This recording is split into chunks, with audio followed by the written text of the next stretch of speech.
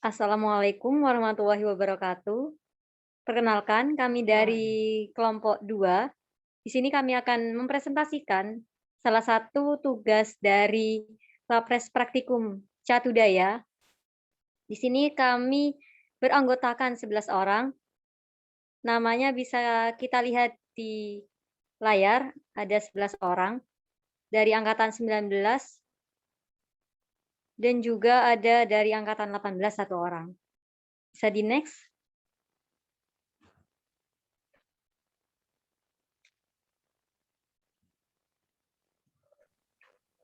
Ya, jadi untuk latar belakang dari praktikum kali ini perangkat elektronik yang sering kita gunakan ini seringkali mengambil sumber listrik dari listrik PLN. Nah, sumber listrik dari PLN ini tentunya belum dikondisikan sedemikian rupa sehingga tidak bisa digunakan oleh perangkat tersebut.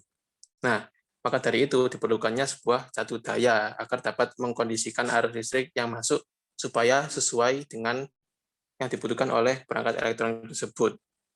Nah, catu daya atau power supply sendiri ini merupakan sebuah perangkat elektronik yang dapat mengubah arus listrik dari suatu sumber agar memiliki nilai tegangan, kuat arus, dan frekuensi yang sesuai untuk digunakan. Nah, di dalam sebuah catu daya sendiri, terdapat beberapa komponen, seperti transformator, penyearah gelombang, kapasitor, dan lain-lain. Untuk memahami rangkaian catu daya dan prinsip kerja catu daya beserta komponennya inilah, maka dilakukan praktikum ini. Sedangkan untuk kemajuan teknologi elektronika dan aplikasinya telah memberikan banyak sekali ya keuntungan bagi kehidupan manusia.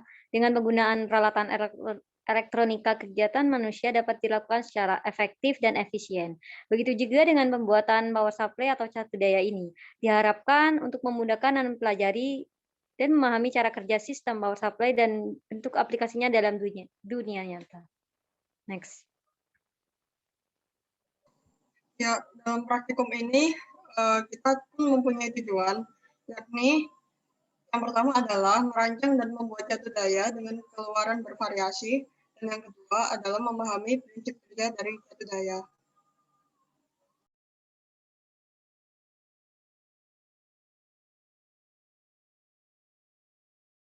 Dasar teori, satu transformator. Transformator adalah alat untuk menaikkan atau menurunkan tegangan AC. Hal itu dilakukan dengan cara menambah jumlah lilitan ataupun menguranginya. Jika ditambah, maka menjadi trafo step up, sedangkan jika dikurangi akan menjadi trafo step down. Yang kedua, kapasitor.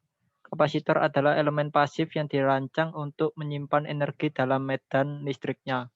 Energi yang tersimpan dalam bentuk muatan.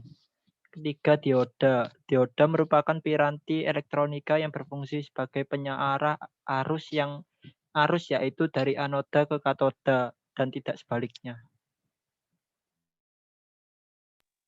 Selanjutnya yaitu penyearah gelombang. Terdapat dua jenis rectifier. Yang pertama adalah full wave rectifier yang mampu mengubah keseluruhan energi yang tersedia dalam gelombang AC.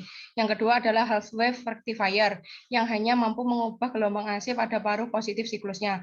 Selanjutnya osiloskop. Dengan osiloskop kita mampu menganalisa bentuk gelombang dari sinyal listrik atau frekuensi dalam suatu rangkaian elektronika. Osiloskop biasa menyajikan data tegangan sebagai fungsi dari waktu. Selanjutnya, alat dan bahan. Pada praktikum kali ini, alat bahan yang digunakan yang pertama itu multimeter. Fungsinya untuk mengukur tegangan output dari rangkaian yang telah dibuat. Terus yang kedua ada kabel BNC male jack. Itu berfungsi sebagai kabel penghubung dari rangkaian ke osiloskop agar dapat dilihat bagaimana bentuk grafiknya. Yang ketiga ada listrik PLN yang berfungsi sebagai sumber listrik utama. Lalu yang keempat ada dua charger. Dua charger yang berfungsi sebagai sumber tegangan pada rangkaian.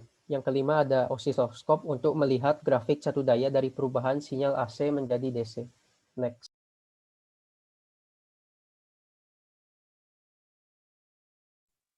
Selanjutnya adalah langkah kerja.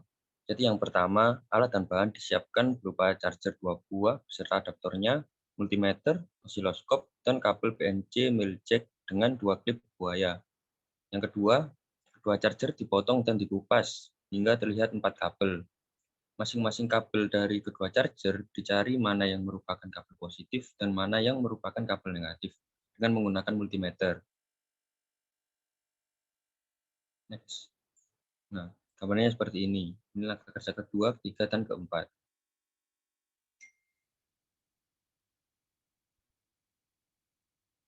Nah, yang keempat yaitu besar tegangan pada kedua charger dicatat. Nah, yang kelima, selanjutnya kabel positif pada charger 1 dihubungkan dengan kabel negatif pada charger 2. Langkah berikutnya, yaitu di sini kami memiliki dua percobaan, di mana langkah yang percobaan pertama itu kabel klip buaya hitam dihubungkan ke kabel gabungan charger, atau di sini bisa disebut sebagai ground-nya. Nah, dan kabel klip buaya yang merah dihubungkan ke kabel negatif salah satu charger. Nah, berikut ini adalah gambar-gambar dari langkah-langkah kerja dari langkah kelima sampai dengan langkah ke-10. Nah, untuk langkah ke-7, setelah dari langkah ke-6 tadi, kabel BNC Meljack dengan dua klip buaya yang sudah terhubung dengan kabel charger tadi dimasukkan ke channel 1 osiloskop. Bisa dilihat tadi gambarnya seperti apa. Lalu berikutnya yang langkah ke-8 adalah gelombang sinyal pada osiloskop itu kami amati. Lalu berikutnya untuk percobaan kedua, kabel klip buaya hitam dihubungkan ke kabel gabungan charger atau ground, dan kabel klip buaya merah dihubungkan ke kabel positif salah satu charger. Berikutnya, yaitu langkah ke-10, itu kabel BNC Meljack dengan dua klip buaya yang sudah terhubung dengan kabel charger tadi dimasukkan ke channel 1 osiloskop. Nah, yang terakhir adalah gelombang sinyal pada osiloskop kembali diamati untuk percobaan kedua ini. Untuk analisa datanya didapatkan tegangan charger seperti pada gambar. Pada waktu itu ada warna kuning sama biru. Ternyata yang ada warna kuning sama hijau. Yang kuning warna kabel positif dan yang hijau kabel negatif. Terus grafik osiloskopnya juga seperti itu. Sumbu X adalah waktu, sumbu Y adalah tegangan. Next.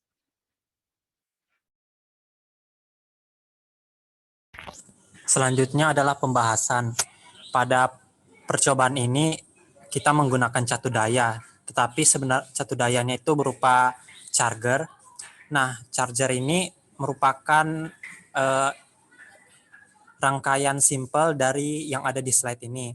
Jadi di dalam charger itu sudah ada trafo, tetapi bukan trafo seperti pada umumnya. Jadi tegangan yang 220 volt dari PLN itu sudah diturunkan menggunakan prinsip trafo di dalam charger. Kemudian di dalam charger itu sudah ada lagi dioda. Diodanya itu ada 4, biasa disebut sebagai dioda bridge. Tujuannya untuk mengarahkan gelombang secara penuh. Kemudian ada kapasitor. Kapasitor itu berfungsi sebagai perata. Nah, jadi gelombang yang dihasilkan oleh dioda ini tidak semuanya merata, masih ada naik turunnya jika dilihat pada grafik. Nah, tujuan dari adanya kapasitor ini agar gelombang yang output yang keluar itu semakin mulus atau mendekati arus searah. Kalau di grafik itu berbentuk garis lurus sepanjang sumbu X. Next. Nah, bentuk sinyal yang dihasilkan oleh osiloskop pada percobaan ini adalah berupa garis lurus seperti pada gambar yang kanan. Tetapi secara real jika dilihat oleh osiloskopnya itu masih ada sedikit naik turun seperti gelombang. Nah, karena itu tadi tidak ada kapasitor yang bisa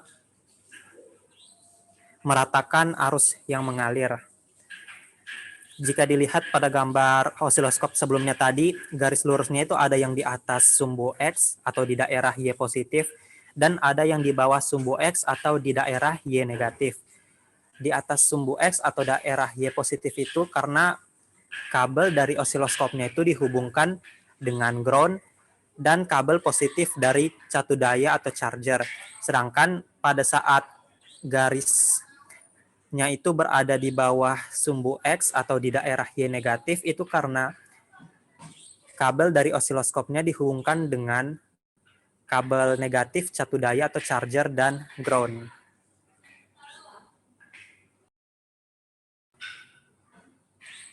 Oke, next. Dua charger tersebut seperti rangkaian seri. Jadi nanti itu tinggal outputannya tinggal positif sama negatif. Kenapa kok bisa seperti itu? Karena ketika satu kabel positif dihubungkan ke satu kabel negatif dari charger lain, maka akan menjadi terhubung dan netral. Sehingga tidak ada perbedaan arus atau tidak ada beda potensial dan hanya sebagian aliran arus saja. Hal inilah yang mengakibatkan hanya ada outputan positif dan negatif. Next. Nah, untuk kesimpulannya, berdasarkan percobaan yang telah dilakukan, maka diperoleh kesimpulan bahwa dalam percobaan catu daya dapat mengubah sinyal AC menjadi sinyal DC. Nah, grafiknya itu berupa garis lurus. Dengan besar tegangan output yang bervariasi sesuai dengan isi yang digunakan. Prinsip kerja catu daya adalah tegangan AC akan diturunkan saat memasuki trafo step down. Selanjutnya, arus bolak-balik AC akan diarahkan oleh dioda bridge. Namun, gelombang yang dihasilkan masih mempunyai ripple yang besar. Untuk menghilangkan ripple, maka dipasang kapasitor sebanyak 2 buah. Namun, tegangan yang dihasilkan masih berupa tegangan efektif. Sehingga perlu dipasang IC agar V output sama seperti yang diinginkan. Next. Sekian dari kelompok 2, kurang lebihnya mohon maaf. Wassalamualaikum warahmatullahi wabarakatuh.